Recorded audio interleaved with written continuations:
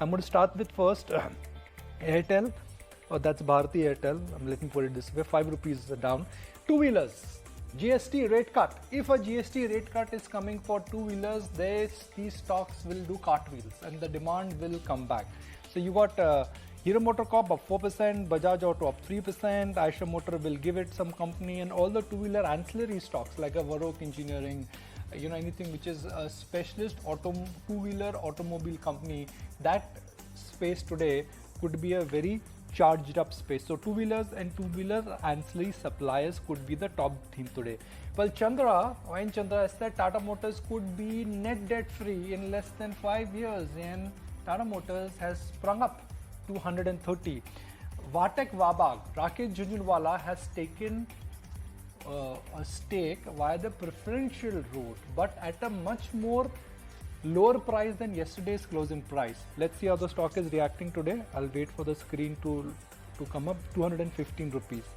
So I just want to tell our viewers here is that Mr. Jhunjhunwala is a long-term investor, and this is a preferential issue. He has a different time frame and there is a lock-in. So don't get excited just because an individual investor has bought into it. Then you look at the four-wheeler stocks today, which are also looking quite charged up. So looks like Aisha, the first draw today really belongs to auto. Yeah, it is. All that excitement. In fact, we should try and, pull up that Venu Srinivasan bite as well again when we chatted with him earlier today on what this GST reduction, if it comes by within two-wheelers, could really do. But it's really all about autos today. TVS Motors, in fact, is the top gainer within the FRA universe as well. 4.5% uptick there, followed by Hero MotoCorp and Bajaj Auto.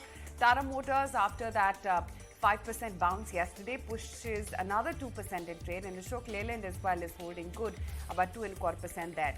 Bharti, now that stock is at that crucial level of 520, so another 1.5% lower. MGL, Adani Enterprises, after that 20% bump up yesterday, is taking a bit of a breather today. Apollo Hospitals, Mahindra Finance, remember this was the top winner within the futures and options names. That's also taking a bit of a breather today.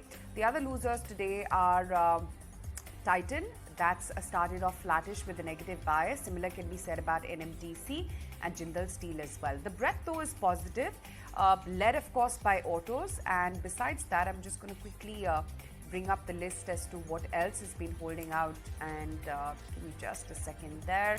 Just going to refresh my screen. And yes, besides autos, there's also Indiabulls Housing that's holding up about 2%. PNB has made a surprise move, about 1.5% higher there. Chola Finance, you've got M&M looking good. You've got Tata Power, Federal Bank, Jubilant Foods, Bata, Motherson Sumi. PVR is holding up. You've got a Bandhan Bank, Interglobe Aviation, Infosys, SBI pushes higher, another 1% there.